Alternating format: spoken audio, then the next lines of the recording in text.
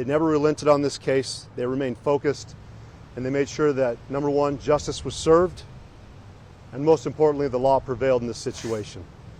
We appreciate all of our federal partners, the FBI, the U.S. Forest Service, the U.S. Marshal Service, who will come up and talk after me, and then we'll take questions after that. We also had our partners at the Criminal Investigation Division, Border Patrol with their BORAT team, and also their BOR-STAR team. We couldn't have done this by ourselves. We're a medium-sized agency, as I've said throughout this process. We appreciate our federal partners standing up alongside of us, assisting us. We appreciate the Washington State Patrol. Specifically, I'd like to give thanks to operational psychologist Stacy Gutchett and her work and her forensics analysis of Mr. Decker that assisted us in our fourth search, pointed us in the direction of Grindstone Mountain, an area of interest that we wanted to search, and her insight and guidance led us to an important area to search where we did eventually locate Mr. Decker. Again, we couldn't have done this by ourselves. I want to thank the King County Sheriff's Office, the Snohomish County Sheriff's Office, the Spokane County Sheriff's Office for also coming alongside of us, allocating their air assets to us. We could not have done it by ourselves if we had not had the rappelling capabilities that we had from the helicopters. Again, we would have struggled. They would have taken months longer, and we're thankful for that. But most importantly, to our community, thank you. Thank you for supporting us, being patient. We wanted this wrapped up within the first couple days. We knew it took months. We knew that you sat on edge as we were also stressed out about this situation. But again, you never wavered your support from us. We're grateful for that. We haven't forgot it, and we hope that you can also rest easy at night knowing that Mr. Decker is accounted for. Unfortunately, he's deceased. To his family, my condolences to you. I understand this could be your brother, your son, your family member. We never wanted any harm to come to him, but unfortunately the circumstances are what they are. He succumbed to whatever injuries those were. We're going to hear back from our coroner's office, the medical examiner, if they're able to get a cause of death or a time of death. But we appreciate them also working with us, working closely with us, and also being respectful of those remains as we found them. We will hand them back over to his family when the time is appropriate. But we just thank everyone that has come alongside the Chelan County Sheriff's Office, the media, who's also been here assisting us as we've kept Mr. Decker's face out there in public. I know at times a lot of the citizens, not only here in Washington State, but nationally, were wondering when are we going to get closure to this case. Again, we needed the media to do this. We needed them to keep their face out there so we could have Travis, if he was out beyond our borders, at least under some pressure. But again, fate had what it was. We were able to locate him, and again, we appreciate it. I'm going to let the U.S. Marshal Service also present. They've been alongside us from day one. We appreciate that partnership, the resources, the finances they put into this. We couldn't have done it without them. Same with the FBI, but the Marshal Service really took on a heavy burden for us, overseeing the search efforts, while our detective investigative units went and focused primarily on the investigation, knowing that we were getting ready for a criminal trial. This was a triple homicide. We never lost sight of that. This was also a kidnapping. We never lost sight of that. Before I conclude, though, I also want to make sure that I pay thanks specifically to the Wenatchee Police Department, Detective Hewitt. If it had not been for his tireless effort, the days coming up to Monday when we jumped into this investigation, we would have had 2,900 square miles that we've had to search without any real guidance. His efforts, the Wenatchee Police Department's, their investigative unit, certainly gave us a leg up to be able to track them down, get to the site quickly. We thank Deputy Mike McLeod for his quick work in finding that campsite. But again, not only nationally with our federal partners, state partners, but regionally we had help with the Douglas County Sheriff's Office, East Wenatchee Police Department, Wenatchee Police Department. But specifically, I want to make sure that Detective Hewitt was recognized for his efforts, his work. He certainly gave us everything we needed to jump into this investigation and get there quickly. And they continued to stay beside us, talking with Whitney and the family, making sure that they were talking with them as we were focusing on the investigation. So I just want to make sure I said thank you to them as well. I'll let the Marshal's office speak, and then after that, we'll take any questions you have. Thank you. Thank you, Sheriff. Jerome Brown with the Marshal Service. I'm based out of Spokane, Washington. I'm the supervisor for the task force. The first time I spoke before this podium, I promised you that we would not stop until we found the fugitive. My job and my team's job is to find the fugitives using the Rapid Advancing Manhunt Program, which we did, along with the help from the partners that was mentioned from the sheriff already. There's numerous to mention. I'm not going to go over the list again, but without the community, which is what this truly is about, law enforcement community, family community, community members that are out here present. Without all of you, we could not have done this. This is a team, truly team, family endeavor. That's why this was successful. So remember that when you go home, that we were supported with food, roofs, things when we needed them to accomplish our mission as a law enforcement community, you helped us and supported us in that endeavor. That's why we are successful. So, again, thank you to everybody, and I'll go into questions unless Sheriff has something else. No, we'll open it up to questions. Are you able to talk a little bit at all, I know it's very early, about how he died or when he died? We're going to leave it up to the coroner's office. Coroner Harris has already confirmed that they're doing the best they can with their medical partners to determine if they can determine a cause of death and also how long he had been deceased when he was out there. Again, we understand that process takes time. We did not get full remains. We have gotten majority of the remains back. But again, that's a process, and we're hoping that they are able to determine that because we know that's something the community wanted to know. But as of now, we don't have those answers. Sheriff, were there any clues to try to figure out whether he had been on the run all this time or if he went straight to Grindstone Mountain? Based off the information we have, it appears that the potential of him going directly up Grindstone Mountain shortly after the event or within that day would be pretty consistent. But again, we'll look at the time frame once we hear back from the coroner's office, and hopefully we can get a clearer picture on what was the cause of death. Again, if it was anything outside of what would be an explainable cause of death and it wasn't at Mr. Decker's own decision by his own hand, we would investigate that as a separate homicide. Again, we will pay respects to him. We'll honor his family as well, but we'll wait to hear what the coroner's office and the medical examiner has to say. Sheriff, how were you able to circle in on this one specific tiny area that actually find the body? So this was our fourth search. It was a planned search. We appreciate the U.S. Marshals overseeing that, taking it on. The FBI had done our third one. After that, this was the area that we had been speaking with the Washington State Patrol and their operational psychologist, who I mentioned before. That would be Stacy Chuckett. Really appreciate her insight. So we did get forensics analysis when it came back from the U.S. Marshal Service, the FBI, with their forensic psychologist, and of course the Washington State Patrol. And she had highlighted an area of interest that was on Grindstone Mountain. She even guesstimated about what elevation we were looking at, and we really appreciate her insight. She brought certainly a different perspective than we had received from the FBI or the Marshal Service. But again, we were taking information as we could throughout this investigation. It was rapidly evolving. I think we utilized our resources best as possible. And the last iteration, Washington State Patrol coming in with this contracted operational psychologist, certainly gave us a different area to look at, but it was always something that we were going to check next as our search area continued to expand out. Sheriff, what was kind of the clues that led to that area being, as you mentioned, an area of interest? It was outside of the three search areas that we had already checked. It was certainly within sight of our original crime scene, and we knew also with the information that had been obtained with the psychologist there from Washington State Patrol that they viewed that would be an area that they might have singled out, or Mr. Decker might have viewed out as an area that he would have headed.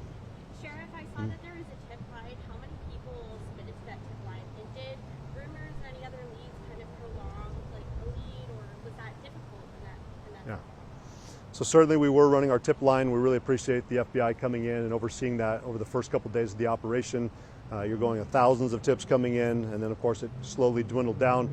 But you're hearing leads that everyone was telling us, you've missed it, he's already in Canada, he's in Mexico.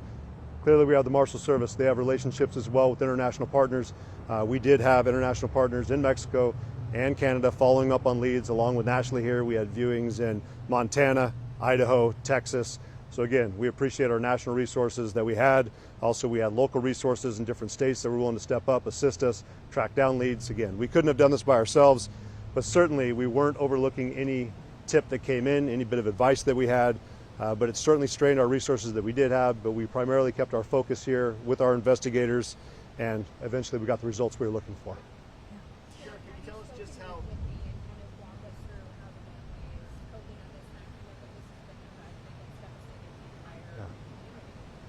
Yeah, so I have been in touch with Whitney. We've certainly tried to respect her privacy throughout this process. We know that she's grieving, the family's grieving.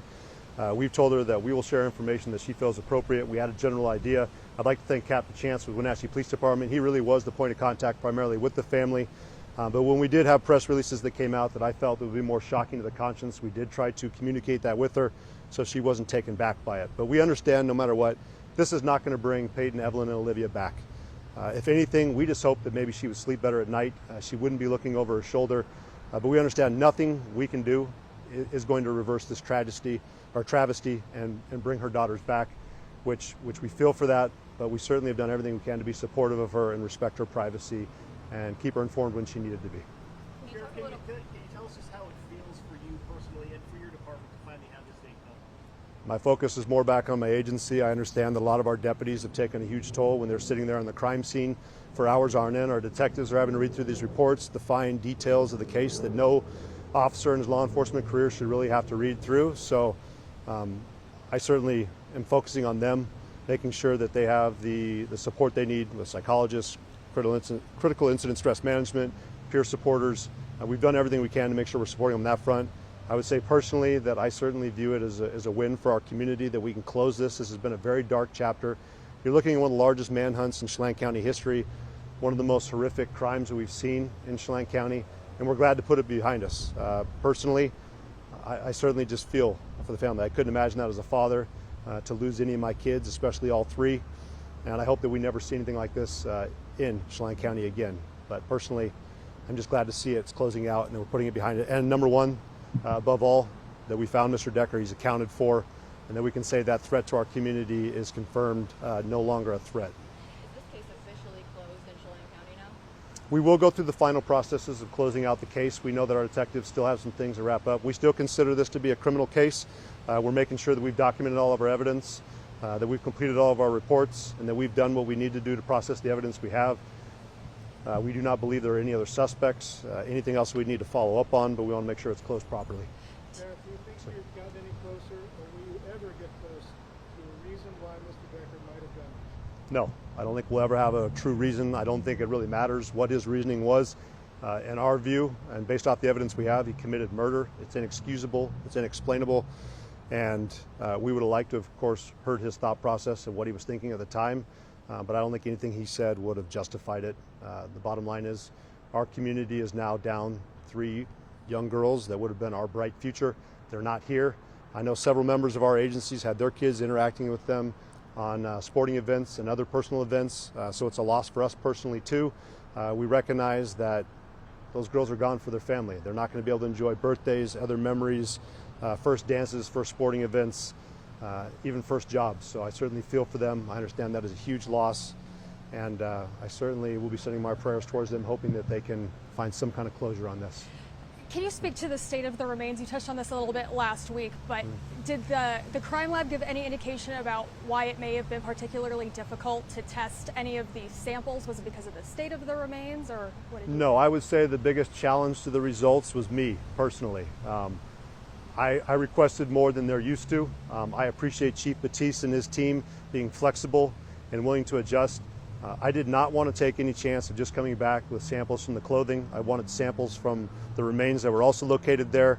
I know this was an unusual request for the State Patrol. I appreciate them humoring me on this, but we also want to make sure we shut down conspiracy theories. Mr. Decker did not bring anyone else up there and leave the remains behind. This is Mr. Decker's remains. The clothing matches, the remains match.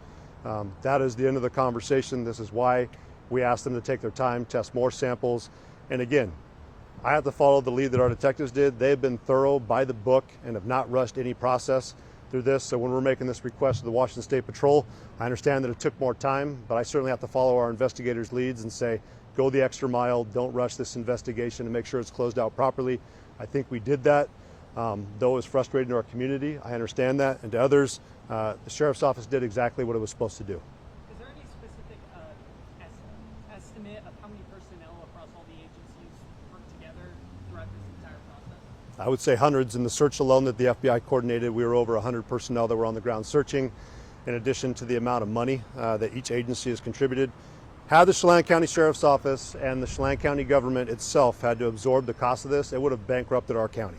So thank you to the FBI, thank you to the U.S. Forest Service, thank you to Border Patrol, thank you to the Marshals, thank you to every single municipality and county agency that came out, contributed funds. Again, we couldn't have done this by ourselves, and I've heard you've spent a lot of money. I guarantee if it was your kids, you would ask me to spend the same amount of money.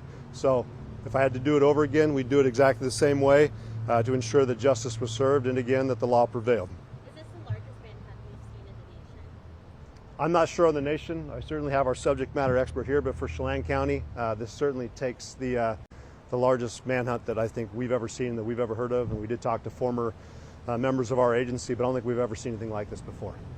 Sheriff, is there a timeline from the coroner's office as to when they have some more definitive results as to what caused the matter? They said it could take months. I'm not the subject matter expert in here, but I know that Coroner Harris was open to have any questions on that front to be redirected back over towards him. Certainly someone I would trust his opinion. He's done an excellent job for not only the industry, but our county for several years. We're going to miss him, but I know we've got a good candidate coming up behind him with Deputy Earl Crow that's going to be taking that position potentially. So we've got good people in there. I know they'll get the results when they get them. Anything else from anybody? Thank you for your hard work, Sheriff.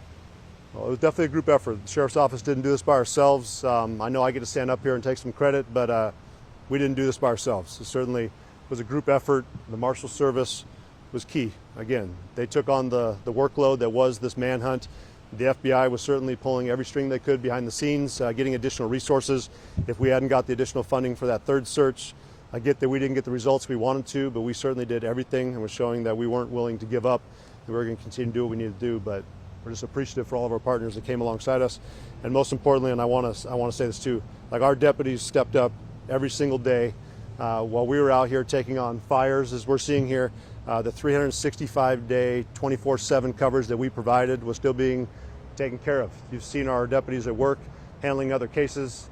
And I appreciate them too. They've done a lot of personal sacrifice, and we continue to be here and support them. Just appreciative of their efforts. I appreciate it. Thank you. Appreciate you coming, and thank you for being supportive of us during this time. We're looking forward to closing this case out.